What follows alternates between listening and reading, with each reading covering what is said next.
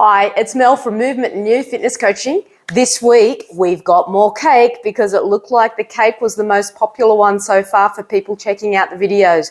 Please remember, if you have something you'd really like me to present as a recipe, leave a comment below and give me a suggestion, or head to my website, myfitnesscoaching.com.au, and leave a suggestion there for me of what you might like to see cooked. So, I'm doing another cake. It's a apple and cinnamon muffin that's gluten-free. So you don't have to do it gluten-free. You can just substitute all the flour mix that I do for regular flour if you want. It's up to you.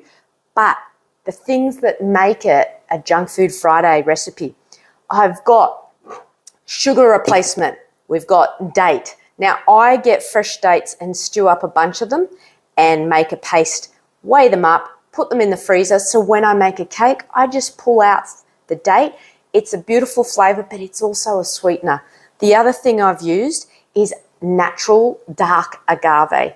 Now, the dark agave, it's sort of harder to get. I fluked getting this, but the dark is even less processed than the regular agave. Agave is from the agave plant. You may know it if you drink tequila. They make tequila from it, but it's a natural source of sugar, just like maple syrup is. Once again, if you don't want to use these sugars, replace it with your sugar that you want to use. But the whole purpose is to show you how you can get sweetness and natural enhancers into your life without using processed food. So it's the whole point of what I do. So give them a go and try it. You might be pleasantly surprised. Agave for sweetening.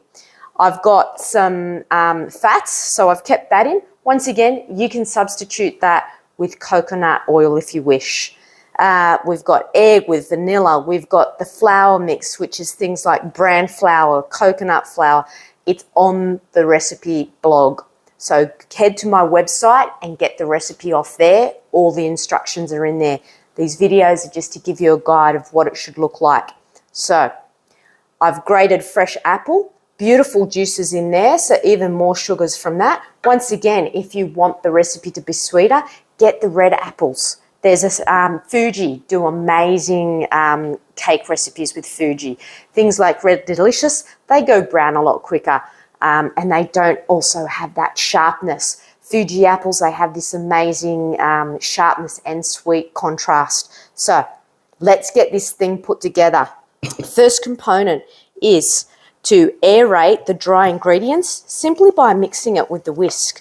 That does the aeration. It also mixes through the baking powder.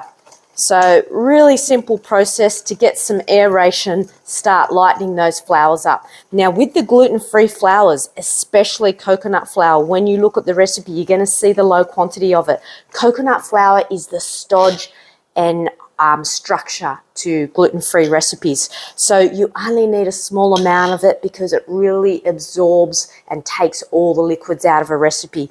And it can also overpower recipes and ruin the flavour. So I've done a nice little blend that I like because that way the coconut flour doesn't become too overbearing. Next component, I get my agave syrup and dates in. This is basically an all-in recipe. Really cool, really easy. You can get the kids involved in making it. They can't hurt themselves. They can have a lot of fun licking their fingers. We're going to get that apple in. Now, when I do mix this, I'm going to get rid of that whisk because what the whisk does, it just gets all blocked up because it will clag, but you keep mixing quickly and then it separates for you. That's my melted fat. I use Nutritious. You can use butter. You can use whatever you want, like I said. Everything's on the recipe, what things you can substitute to make it more along the lines of what you want. And that's my egg and vanilla. In it goes. So from here, I'm going to mix that quite rapidly to stop it going really stodgy and sticking together.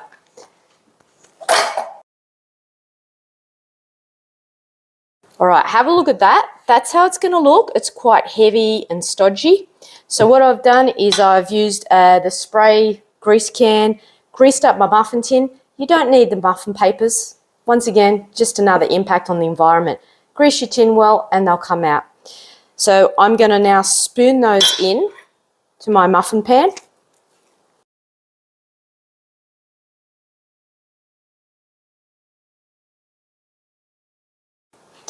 All right, so that's the important part of your muffin. Remember not to overfill your tin because that can make them cook heavy and stodgy in the middle as well. So just below or to the line of the tin. I love garnishing my muffins. They look so much nicer, more appealing. So I use a few oats. Maybe you've got some nuts that you want to use on yours. Maybe you want to use a whole fresh piece of apple. It's up to you. For me, I love that homey, rustic feel of seeing the oats on top, and also it just gives me a little bit more nutrition. Now remember, everything in moderation. It's still a discretionary food, but it's got a lot more nutritional value in it than going to the supermarket and buying a muffin or using a regular muffin recipe or packet mix. So I'm going to put those into the oven on 200 degrees right now. They'll probably take about 20 minutes. Gluten-free stuff usually takes a little bit longer, 20 to 30 minutes, but I'll check them and we'll have a look in a moment to see if they're done. All right, so the muffins have been on for 30 minutes. I did check after 20, but that was too soon. So I'm fairly confident they're going to be ready, but I want to show you how to check them. I prefer a knife that has a little bit more width to it rather than a cake skewer because you can see more of what's going on. I find the biggest muffin and I make sure I get right in the middle of it like that. Bingo. So that is clean enough, all right? Because you don't want to dry the muffin out totally. So a little bit of crumb on the knife and lubrication is fine. They're done. So now, if you don't use papers and you worry about them getting stuck, I'm going to show you what to do to get them out. Using a buttered knife, don't use a pointy knife because it'll scrape your tin. It's as simple as, while they're still warm, you don't have to do it straight out of the oven. You can let them sit a bit. But while they're still warm, before all the fat's set, is the best way to do it, and the sugar, because you've got sugars setting and they'll make it stick to the tin as well. So you do it while everything's still warm and voila, they will come out of your tin for you without any issues. But if you let them totally cool, all those sugars and fats will stick to the tin. So that's my apple and cinnamon muffin for Junk Food Friday. Bon appetit. Enjoy the recipe in moderation. Take care.